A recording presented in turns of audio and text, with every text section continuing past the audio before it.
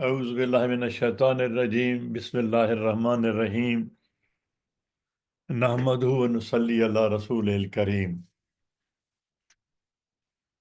We have many times discussed zikr fi nafsika. Allah subhanahu wa ta'ala says, invites attention, encourages, and at many places it appears as, at different places appears as an imperative, as an ordainment, as an order, that to have zikr fi nafsika. So what is that? To have zikr of Allah subhanahu wa ta'ala in your psyche, nafs.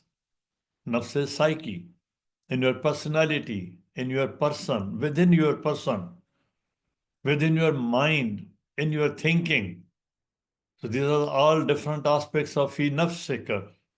We say Bismillahir Rahmaanir Rahim, but we don't go into the philosophy, the psyche, which is connected with Bismillahir Rahmanir Rahim.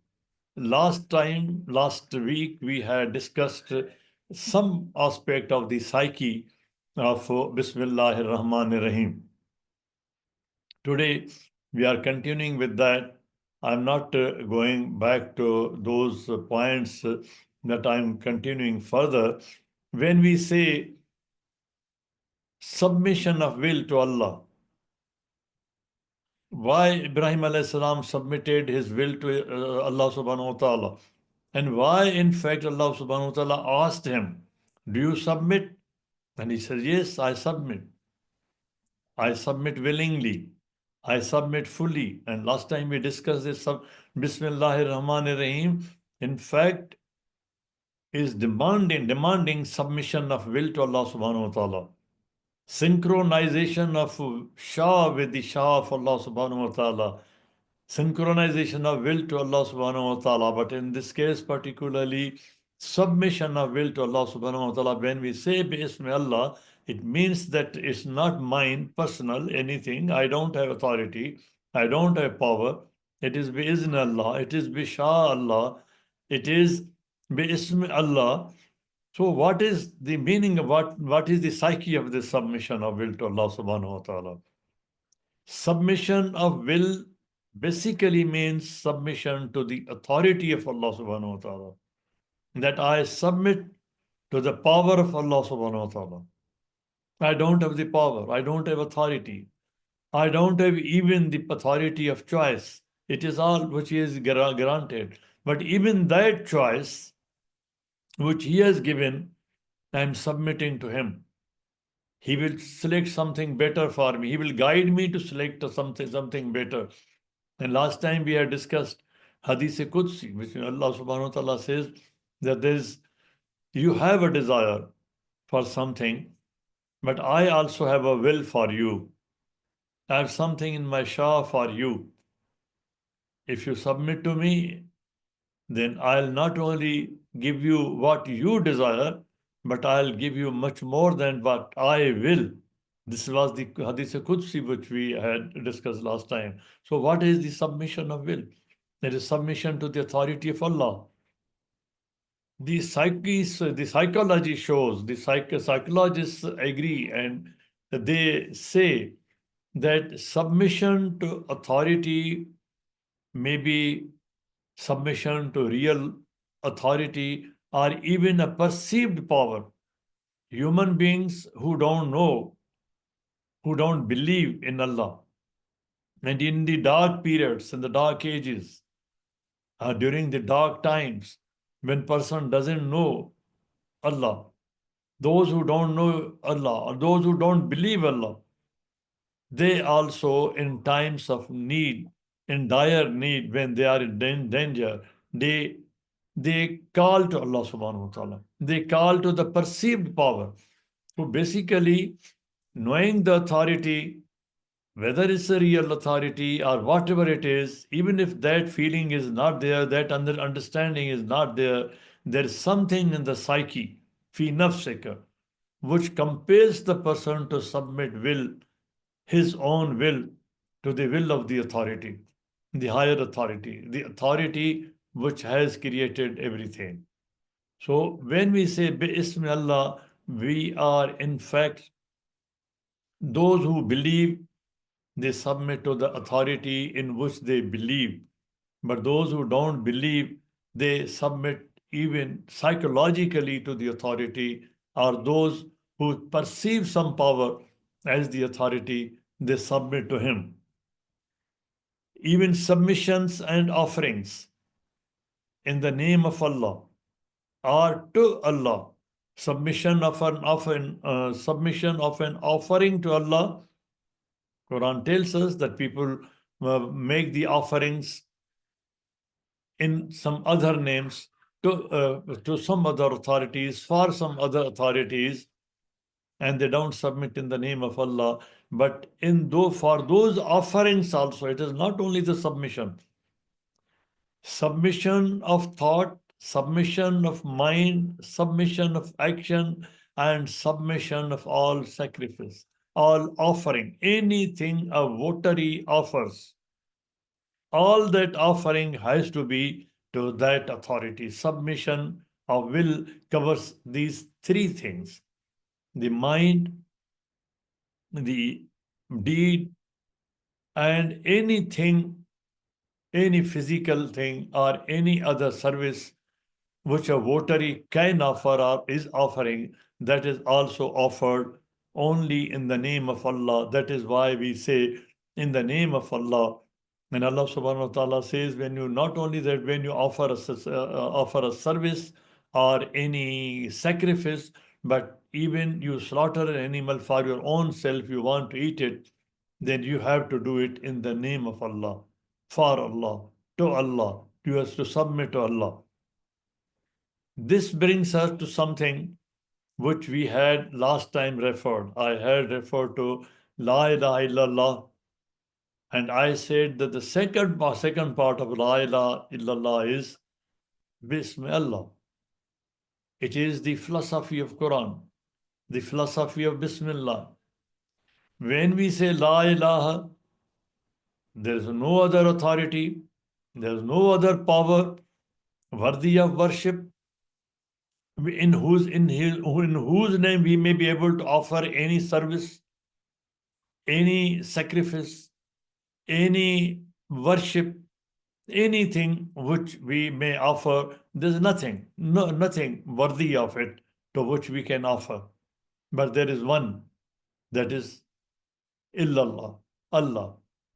And when we say Allah, now this completes our first part of the belief, that La ilaha illallah. And then it has subparts. For example, the entire ayat, Amantu billahi wa malaikatihi wa kutubihi wa rusulihi, then Muhammadur Rasulullah, when we say, this is the subset of the submission to the belief. We believe, we become believers. So, okay, when we say La ilaha illallah, Muhammadur Rasulullah, or we say La ilaha illallah, Amantu billahi wa malaikatihi wa kutubi, and so on, this is just a belief. La ilaha illallah is a belief. And when this belief becomes the worldview, that is the three-dimensional world, the physical world, its creation, its operation, its maintenance, it is being done by the Lord himself, then that is the worldview. That becomes our worldview. So when we say La ilaha illallah, we believe, okay, we believe in the second part also, in the sub part also, but what about the practical aspect of it? Just saying with tongue, with say just the pronouncement of words, doesn't complete the mission. It doesn't complete the iman. It is not sufficient to become a Mu'min unless along with that, I'm repeating, along with that one becomes a Muslim. That he submits, taslim. Wasallimu taslima. It is not only salam, it is not only submission, it is not only submission to the will of Allah subhanahu wa ta'ala, that there is taslim also. One becomes Muslim. And Muslim is a practicing, in action and in thought. Where is that? That part, from where that part comes, how it operates, how it comes about. When we say Bismillah, that in fact completes the belief, and that in fact adds faith to the belief. So we will look into that aspect also, that when we say Bismillah, we are in fact completing our belief and our worldview in the practical sense, that everything we start, everything we conduct, everything we do till its conclusion, and even after that, that is Bismi Allah. Nuh alayhi salam, last time I had given an example. It was not just he made the boat by just saying Bismillah. It was not just when he boarded the boat, he said Bismillah. He said Bismillah majriha, its course, its conduct, is floating. Bismillah. Bismillah majriha wa mursaha, and its arrival.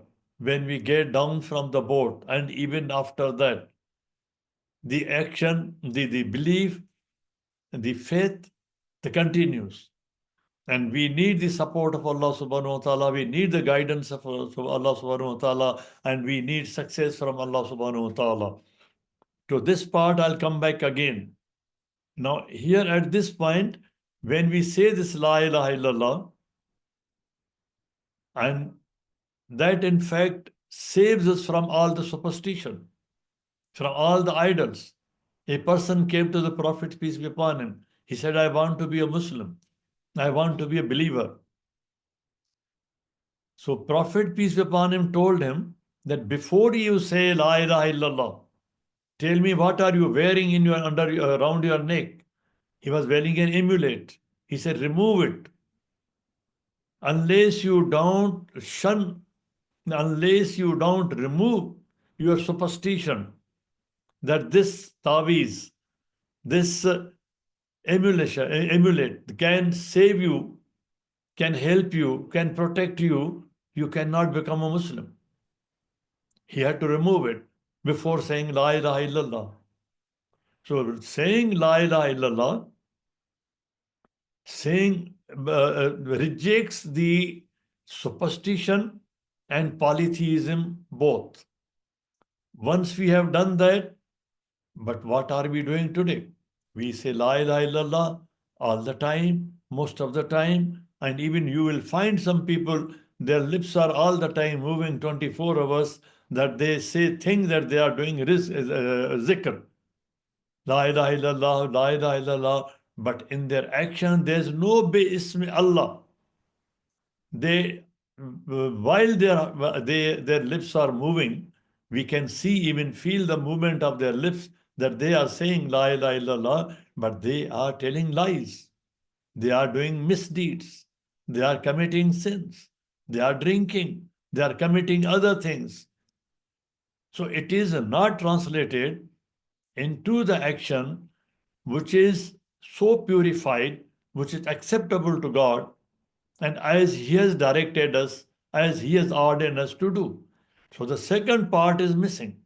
Even if we say La ilaha illallah, we say La ilaha, but the second part, in which our deed becomes Bismi Allah, worthy of submission to Allah, worthy of offering to Allah, the offerings, as I said, worthy of becoming an offering to Allah, and that becomes with Bismillah.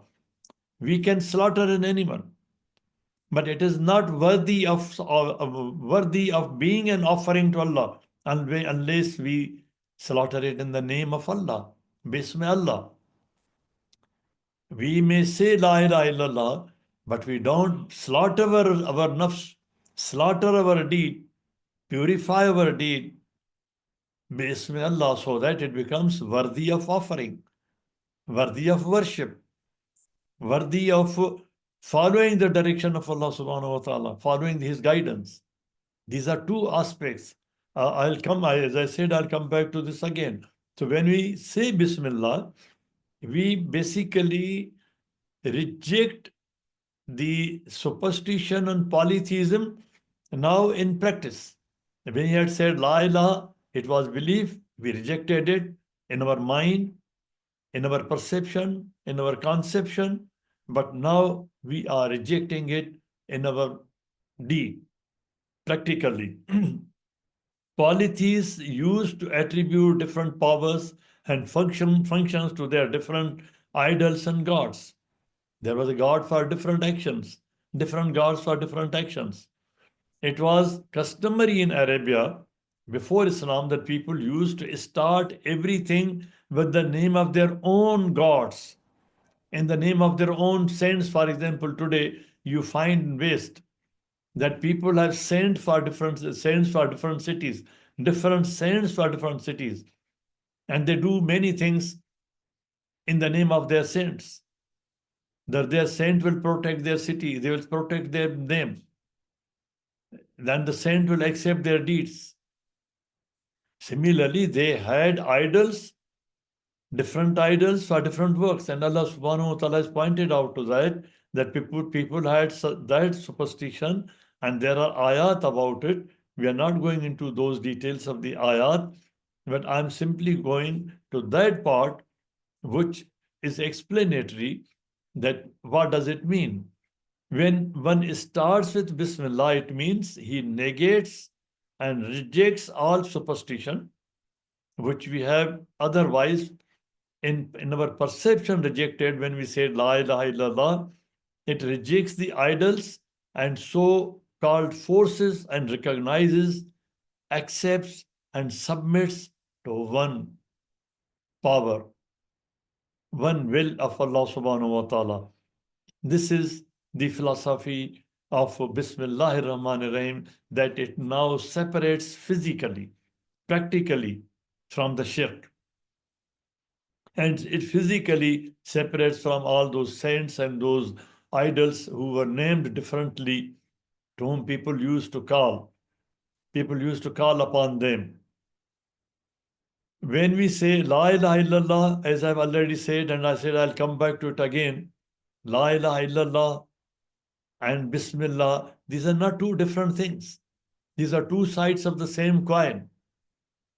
One is the perception, belief, acceptance, thinking, thought process, and the next is the practical aspect of it. One is becoming the believer, the other is the Mu'min, the other is becoming the Muslim. In fact, without Bismillah, without converting that Iman into practice in Tasneem, we cannot call ourselves even Muslims. It is Bismillah. The belief and the faith, these are two different things. That is why in Hadith Jibreel, Iman and Islam, these are defined separately. What is Iman and what is faith? Faith is practical. For example, five pillars of practice, 5 steps of practice, 5 steps of ladder. Salat, Hajj, Zakat, these are practical aspects. These are practical aspects of faith, which we have to do Bismillah. And the first part, Amantu billahi wa malaikati, that is Iman. These are two sides of the same coin. Even though we have Iman, the Quran tells us, Allah subhanahu wa ta'ala tells us that there are many people who have become Mu'minun, who are believing, but they're not Muslims. But there are many Muslims who call themselves as Muslims, but there is no Iman in their hearts. The Quran tells us. This is psyche. The belief and the faith, the belief gives the worldview, as I said in the beginning. The belief gives us the worldview. When we say La ilaha billahi wa malaikatihi wa kutubihi wa rusuli, this is one part. This is belief. And what is faith? Faith is the Islamic way, the way we walk. That is mazhab. What is the meaning of mazhab? Mazhab is the way we walk on the sirat, on the path.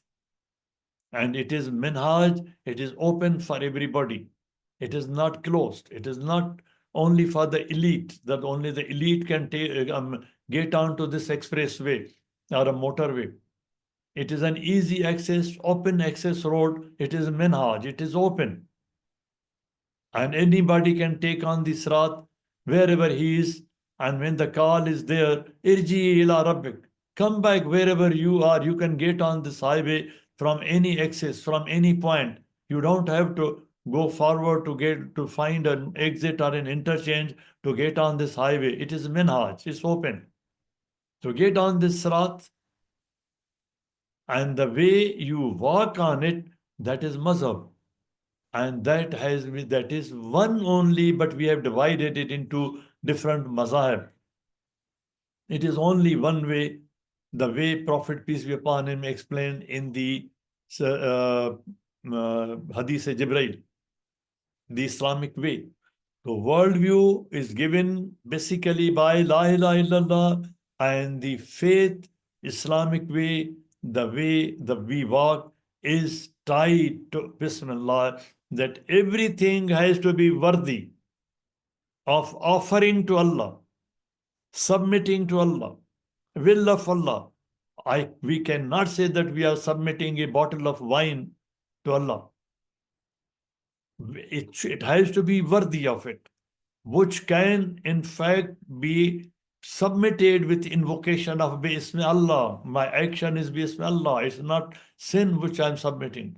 I'm submitting Amal Salih. Bismillah, I'm submitting my Amal Salih, not Sayyat. I'm not submitting Sayyat Bismillah. I'm submitting the thing which is worthy. And what makes it worthy? When physically, when intentionally, when in my perception, fi nafsika, in my nafsi, I feel that yes, it is zikr in my nafsi, that yes, it is worthy of offering, and it is worthy that I can say Bismillah. Bismillah.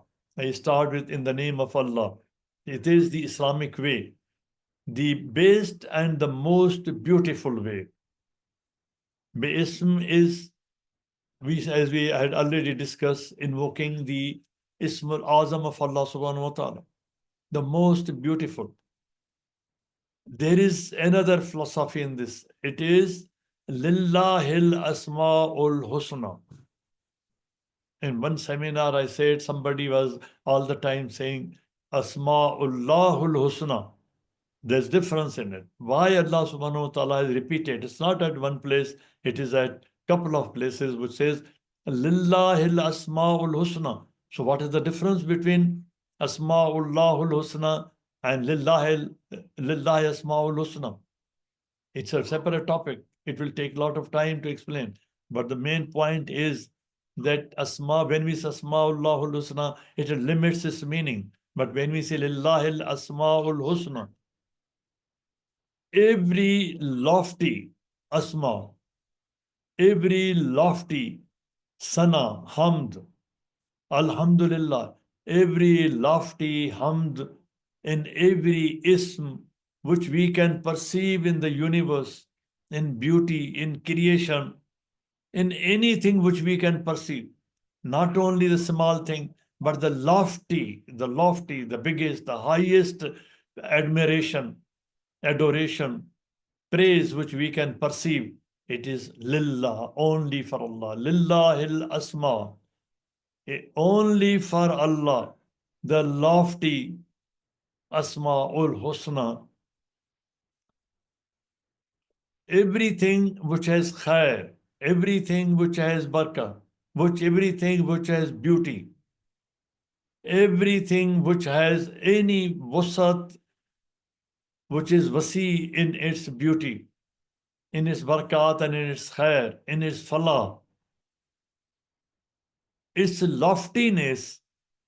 One meaning of asma is the plurality of the loftiness. It is only for Allah.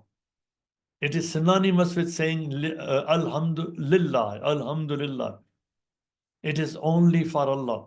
When we say Bismillah, we combine all the Asma'ul Husna, And in Asmaul Husna, we combine the Asma, the loftiness of all the beauty, and Lillah, only for Allah.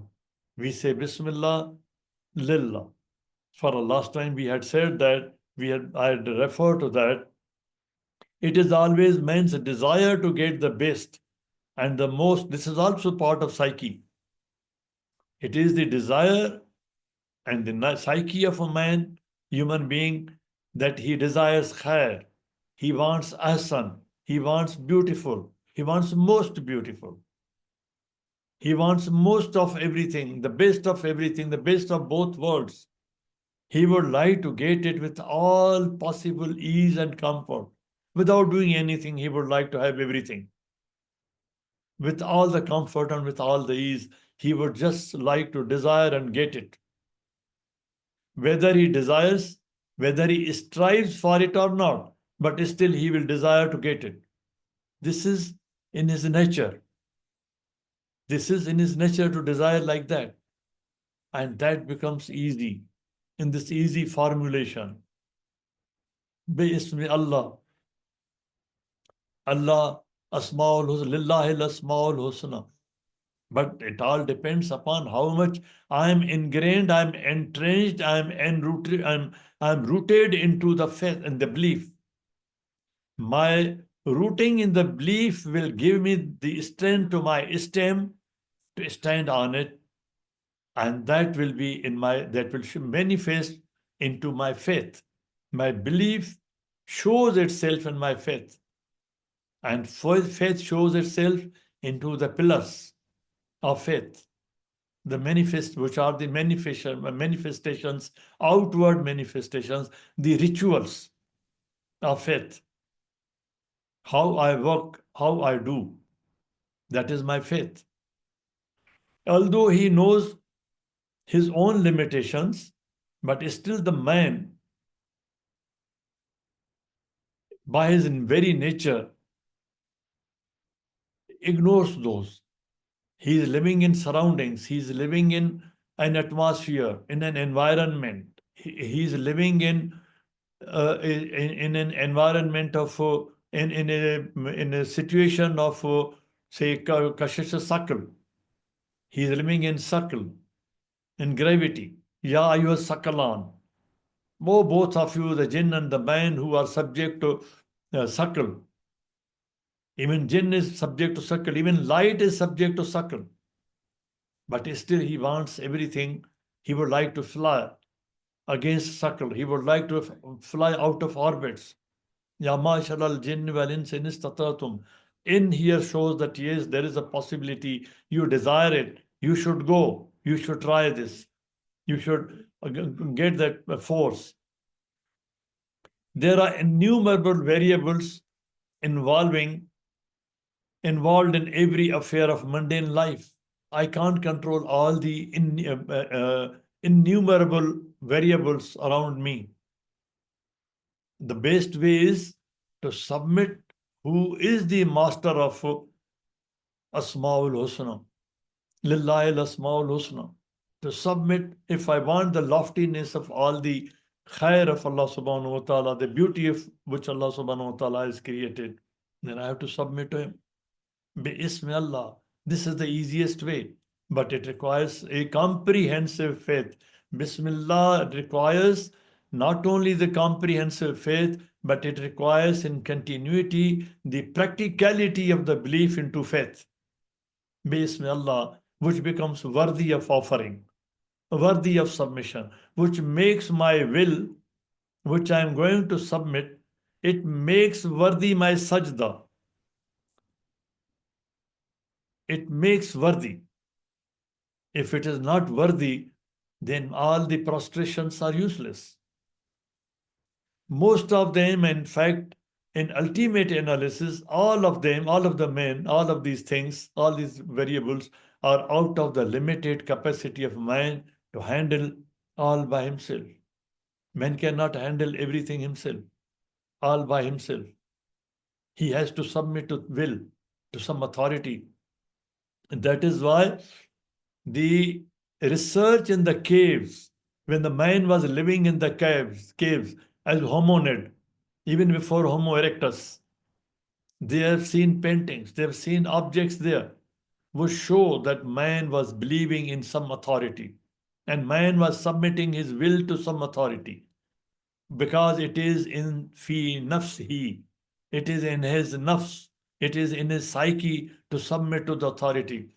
Otherwise, it would not have been able to, we would not have been able to domesticate our children, to discipline our children. It is in the psyche that we can discipline the human being. It is in the psyche of the human being that we can subject him to organization, to obey the orders, to carry out the orders. It is in the psyche to submit to the will of the higher authority. The psychologists agree to this. They have come to this conclusion that he, by nature, by psyche, he has to submit, but he has to be groomed. He has to be domesticated. He has to be trained. He has to be organized. He has to be disciplined. And the tasting ground is if everything is subjected to Bi-Ismi Allah, every step Bi-Ismi Allah, every action Bi-Ismi Allah, which makes it worthy. There are many rituals, there are many customs, even there are customs and there is discipline in the pub. There's a discipline in the wine house. But what is the difference? Does it make it worthy to observe any ritual in those pubs or in those wine houses worthy of offering to Allah? It's not just the organization. It is not just the discipline. It is not just the psyche, the wild, the animality, but it is the belief and then ultimately its faith, conversion into the faith, into practicability, into practicality, bi-ismi Allah, which makes it worthy of offering. It is not only natural to use power or seek support of some real or perceived authority for achieving the objective, but now science is also making it clear, and man understands now that man is dependent on forces of nature. When I say Bismillah, I am in fact trying to harness and take benefit of those forces of nature which have been subjected to me, which have been made harmonious to me, which have been made musakhar for me. It is His property. These forces are Allah's powers. I'm just simply trying to synchronize with them. Bi-Ismi Allah.